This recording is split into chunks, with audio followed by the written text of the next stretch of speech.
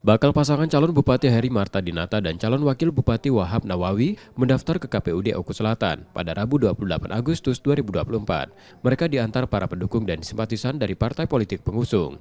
Heri dan Wahab diusung 3 partai politik, masing-masing Partai Demokrat, Perindo, dan Partai Garuda, termasuk Partai Berkarya. Berkas pendaftaran diserahkan bakal pasangan calon pada Ketua KPUD, disaksikan Bawaslu dan lembaga terkait lainnya. Heri Marta Dinata mengungkapkan keyakinannya bahwa berkas pendaftaran mereka akan diterima dan memenuhi syarat sebagai peserta pilkada. Pasangan ini juga berkomitmen untuk menjaga kondisivitas selama proses pilkada. Insya Allah akan mengikuti kontestasi pilkada pemilihan bupati dan wakil bupati tahun 2024-2029. Saya berpesan kepada seluruh masyarakat tetap kita menjaga keamanan. Pendaftaran calon kepala daerah juga dijaga ketat kepolisian dan TNI untuk memastikan proses berjalan lancar dan aman. Setia Budi, Kompas TV, Ogan Komering Ulu Selatan, Sumatera Selatan.